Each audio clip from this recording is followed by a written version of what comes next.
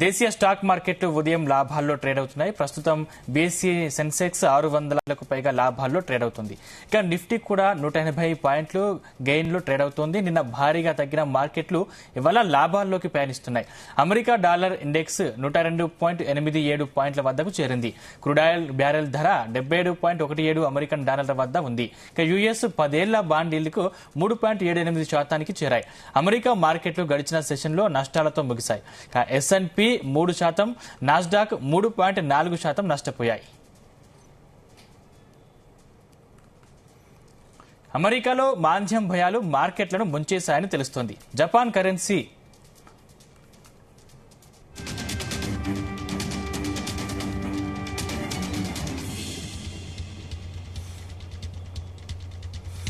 అమెరికాలో మాంద్యం భయాలు మార్కెట్లను ముంచాయని తెలుస్తోంది. జపాన్ కరెన్సీ యోన్ భారీ వృద్ధి బెంబేలెత్తించింది. పశ్చిమాసియా యుద్ధ ఉద్రిక్తతలు వణికించాయి. వెరసి దలాల్ స్ట్రీట్ సోమవారం బేర్ గుప్పెట్లో విలవిల్లాడింది.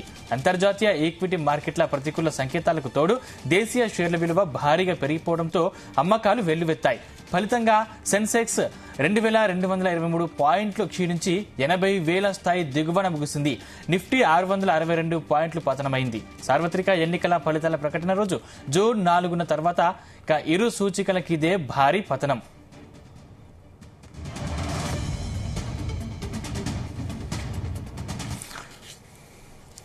రైట్, ఇంకా స్టాక్ మార్కెట్ గురించి విశ్లేషించడానికి మనతో పాటు గురుప్రసాద్ గారు అందుబాటులో ఉన్నారు. గురుప్రసాద్ గారు నమస్కారం అండి. నమస్కారం సార్. సార్, అంటే నిన్న స్టాక్ మార్కెట్ లో నిన్న జరిగిన బ్లడ్ బాత్ కి కారణం ఏంటంటారు? సార్, ఇది యాక్చువల్ గా వచ్చి మనం ఊహించిందే sir.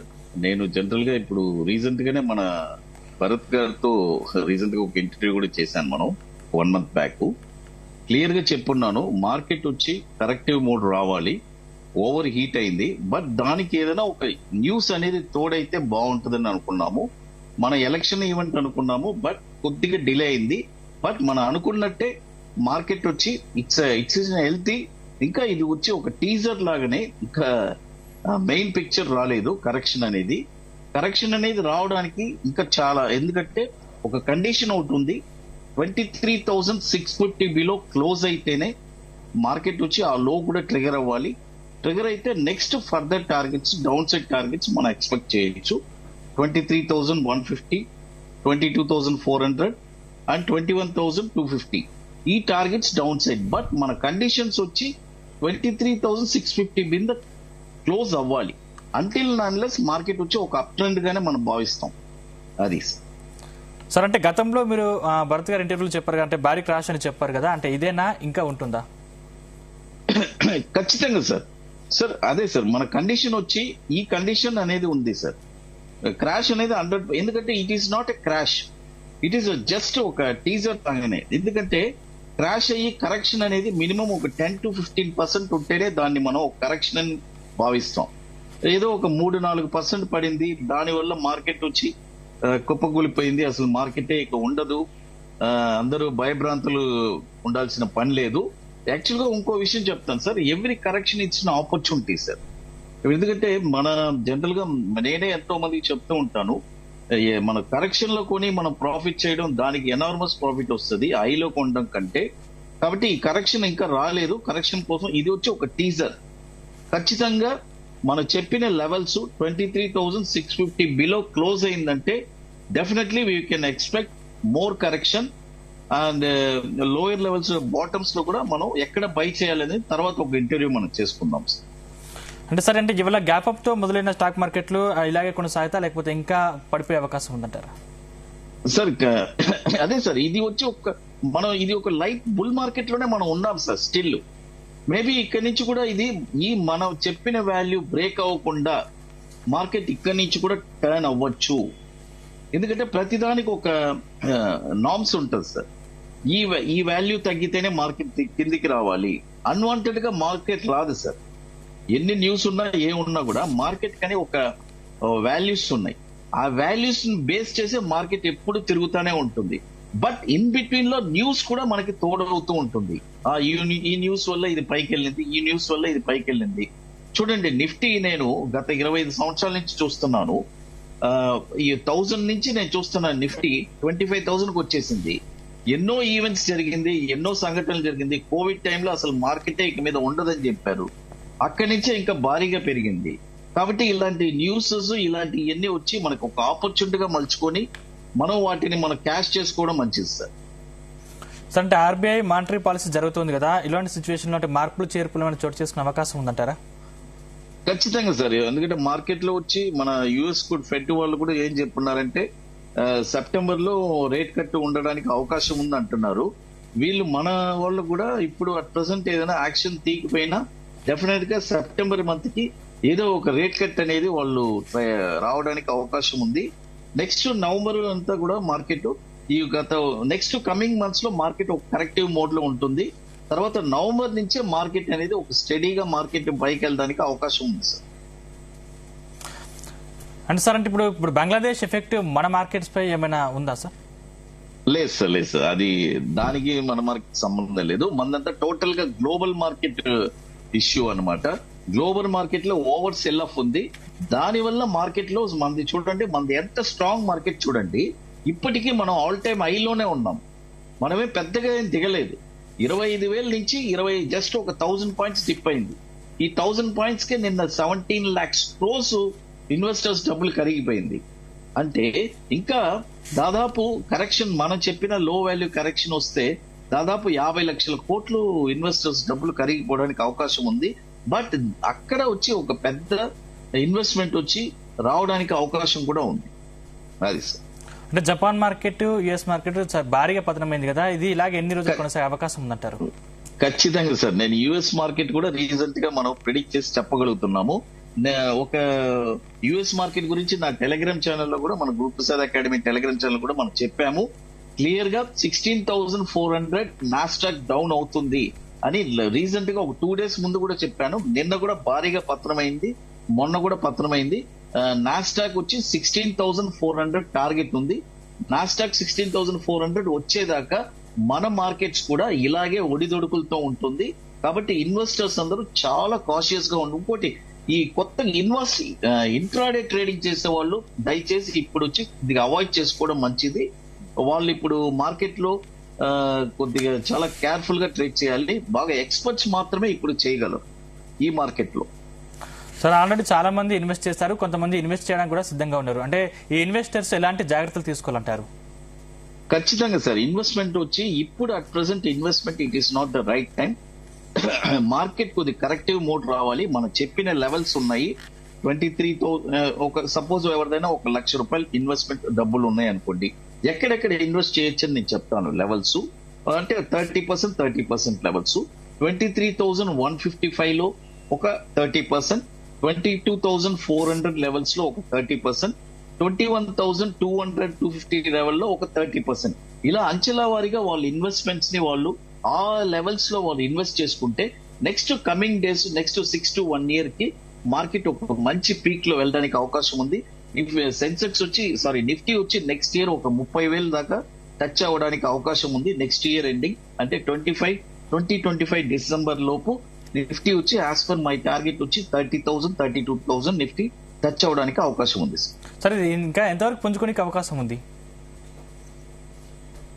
Sir? Repeat sir, mic చెప్పండి. అంటే నిఫ్టీ ఎంతవరకు పడే అవకాశం ఉంది, ఇంకా ఎంతవరకు పుంజుకునే అవకాశం ఉందంటారు? నిఫ్టీ వచ్చి ఇప్పుడు 21,250 దాకా పడేదాకా అవకాశం ఉంది సార్. అంటే ఇక్కడి నుంచి ఒక 3,000 పాయింట్లు నిఫ్టీ వచ్చి పడడానికి అవకాశం ఉంది. దానికి ఒకే ఒక కండిషన్ మాత్రం మనం యాడ్ చేసుకోవాలి. 23,650 కింద మార్కెట్ క్లోజ్ అవ్వాలి. అంటే ఇలాంటి తరుణంలో అసలు స్టాక్ మార్కెట్ లో ఎంటర్ అవ్వచ్చా, ఎంటర్ కాకూడదు అంటారా? సార్ ఇప్పుడు వచ్చి నేను కొత్తగా ఇన్వెస్టర్స్ వచ్చే వాళ్ళని just market SIT on cash అని చెప్తాను, వాచ్ చేయమని చెప్తాను. ఈ 21,200 రేంజ్ రావడానికి అవకాశం ఉంది. కాబట్టి అక్కడ మనము కొత్తగా వచ్చిన వాళ్ళు కానీ ఎవరు కానీ ఎంటర్ అవడానికి అవకాశం ఒక మంచి పాయింట్ అని నేను చెప్తాను సార్. అంటే ఇరాన్ ఇజ్రాయెల్ కి సంబంధించి యుద్ధం మొదలవుతున్న ఒక సంకేతాలు వస్తున్నాయి కాబట్టి దీనివల్ల అసలు ఇది పతనమే అవకాశం ఉందంటారా, లేకుంటే ఇంకా రాను పుంజుకునే అవకాశం ఉందంటారా? లేదు సార్, అది వచ్చి రీసెంట్ గా కూడా ఒక 6 months నుంచి మన ఉక్రెయిన్ వార్ నుంచి అది ఒకటి జరిగింది. తర్వాత ఇప్పుడు ఇరాన్ ఇజ్రాయెల్ ఇవన్నీ వచ్చి దీని వల్ల వచ్చి పెద్దగా ఎఫెక్ట్స్ ఏమి ఉండదు సార్. మనం ఎప్పుడు గ్లోబల్ మార్కెట్ కి కాంపిటేటివ్ గా ఉన్నాము. ఇంకోటి మన ఇండియన్ మార్కెట్ వచ్చి it is only emerging market sir. ఎంత పడినా కూడా ఇక్కడ వచ్చి ఏంటంటే హెవీ ఫండ్స్ మనకి ఫ్లో అయి ఉన్నాయి సార్. ఎవ్రీ మంత్ సిప్ లో పెడుతున్నారు. కాబట్టి ఎలాంటి ఏదైనా మీరు చెప్పినట్టు ఇజ్రాయెల్ న్యూస్ వచ్చి ఏపీ ఎఫెక్ట్ వన్ డే ఉండొచ్చు, అది వచ్చి కంటిన్యూ ఎఫెక్ట్ గా ఉండదు. అది సార్. అంటే ఇన్వెస్టర్లు ఎప్పటి నుంచి ఇన్వెస్ట్ చేస్తే బాగుంటుంది అనుకుంటారు సార్? ఇన్వెస్టర్స్ అదే సార్, మనం నవంబర్ నుంచి ఇన్వెస్ట్మెంట్ చేసుకుంటే కొద్దిగా మంచి బాగుంటుంది సార్. అట్ ప్రెసెంట్ వచ్చి కొద్దిగా అవాయిడ్ చేసుకొని నవంబర్ ఎండింగ్ నుంచి ఇన్వెస్ట్మెంట్స్ స్టార్ట్ చేస్తే డెఫినెట్ గా ఒక మంచి లాభాలతో వాళ్ళు బయటపడతారు సార్ నెక్స్ట్ 6 months కి, నవంబర్ తర్వాత. అంటే అసలు ఒక స్టాక్ మార్కెట్ ను ఒక ప్రొఫెషన్ గా ఎన్నుకోవచ్చు అంటారు సార్? ఖచ్చితంగా ఎన్నుకోవచ్చు సార్. బట్ మనకంటూ మన ప్రొఫెషన్ అనేది ఒకటి ఉండాలి. ఇది వచ్చి ఒక ప్యాసివ్ ఇన్కమ్ గా తీసుకోవాలి. It is not, we cannot consider it is regular income. It is a passive income తీసుకోవాలి. మన ఏజ్, మన మన వర్క్ ఏంటి, మన సపోజ్ ఆఫ్టర్ రిటైర్మెంట్ ఒక 60 years 50 years అంటే స్టాక్ మార్కెట్ గురించి అవగాహన పెంచుకున్న తర్వాత 50+ 55-60 years లో మనం వచ్చి దీన్ని వచ్చి ఒక ఫుల్ టైమ్ గా కూడా మనం తీసుకోవచ్చు. ఎందుకంటే మన రిటైర్మెంట్ అయి ఉంటాం కాబట్టి మనకి ఏదైనా చేసుకోవాలి. అప్పుడు ఒక స్వింగ్ ట్రేడింగ్ లాగా ఆ రిటైర్మెంట్ ఏజ్ లో నేర్చి పెట్టుకున్న నాలెడ్జ్ మొత్తం అప్పుడు యూటిలైజ్ చేసుకొని అప్పుడు మనం రెగ్యులర్ గా చేసుకోవచ్చు. అట్ ప్రెసెంట్ మాత్రం ఒక ప్యాసివ్ ఇన్కమ్ గానే తీసుకోవాలి సార్. అంటే యుఎస్ లో ఆల్మోస్ట్ ఎలక్షన్స్ దగ్గర పడుతున్నాయి కదా సార్, అంటే యుఎస్ లో అంటే ఎలక్షన్స్ ప్రభావం మార్కెట్ మీద ఎంతవరకు పడే అవకాశం ఉందంటారు? ఖచ్చితంగా సార్, నేను ఎక్స్పెక్ట్ చేసేది 23,000 పాయింట్లు యుఎస్ ఎలక్షన్స్ కి ఒక 3,000 పాయింట్స్ మన కరెక్షన్ అవ్వడానికి అవకాశం ఉంది. కాబట్టి స్లోగా ఈ కరెక్టివ్ మోడ్ లోనే మనల్ని ఇప్పుడు నిన్న వచ్చి జస్ట్ జరిగిన టీజర్ సార్, ఇంకా ట్రైలర్ ఇది, ఇంకా మెయిన్ పిక్చర్ రాలేదు. మెయిన్ పిక్చర్ వచ్చి 21,200 వచ్చిన తర్వాతే కనబడుతుంది సార్. అంటే ఇప్పటికే ఇన్వెస్ట్ చేసిన ఇన్వెస్టర్లకు అంటే ఈ మార్కెట్ ఒడిదొడుకు సంబంధించి మీరు ఎటువంటి సలహా సూచన చేస్తారు? ఖచ్చితంగా సార్, ఇప్పటికీ ఇన్వెస్ట్ చేసిన వాళ్ళు మంచి లాభాల్లో ఉన్నారండి. వాళ్ళకి నేనేం అడ్వైస్ ఇస్తానంటే, ఇప్పుడు చాలా మంది దాదాపు అంటే ఒక ఎగ్జాంపుల్ గా చెప్తాను. ఇప్పుడు ఒక 10 లక్షలు పెట్టుబడి పెట్టిన వాళ్ళు ఒక గత 2-3 సంవత్సరాల నుంచి వాళ్ళ క్యాపిటల్ వచ్చి ఇప్పుడు 30 lakhs అయిపోయిందండి. అంటే 2 to 3 times పెరిగింది.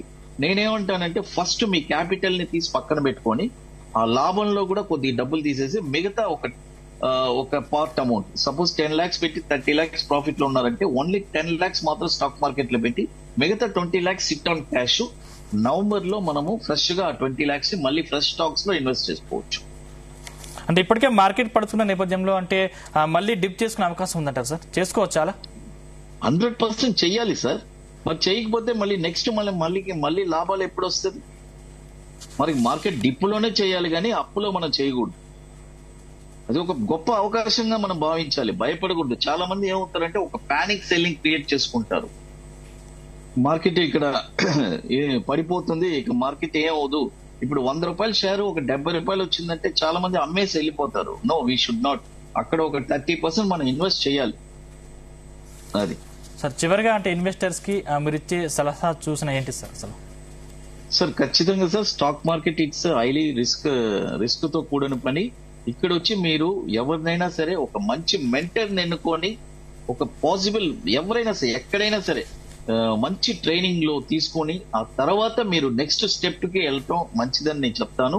అపార్ట్ ఫ్రమ్ దట్ ఇప్పుడు కొత్తగా వచ్చే ఇన్వెస్టర్స్ కి కొద్దిగా మార్కెట్ ఇప్పుడు హెవీ వాలటైల్ గా ఉండబోతుంది కాబట్టి నెక్స్ట్ నవంబర్ నుంచి ఫ్రెష్ గా స్టార్ట్ చేసుకోమని చెప్తాను. ఇన్వెస్టర్స్ అందరినీ కొద్దిగా యుఎస్ ఎలక్షన్స్ దాకా కొద్దిగా కాషియస్ గా ఉండమని చెప్తాను. హెవీగా ఇప్పుడు ఇన్వెస్ట్ చేయకుండా యుఎస్ ఎలక్షన్స్ అన్ని చూసుకొని నెక్స్ట్ మన నవంబర్ తర్వాత మనం ఇన్వెస్ట్ చేసుకుంటే డెఫినెట్ గా మనం ఒక మంచి లాభాల్లో ఉంటామండి. Indian market is a great market, it's a very emerging market. ఎప్పుడు మార్కెట్ కింద పడ్డా కూడా అది ఒక అవకాశంగా తీసుకొని మనం అందులోంచి లాభాలు ఎలా తీసుకోవాలని ఆలోచించాలి. రైట్, థ్యాంక్ యూ గురుప్రసాద్ గారు.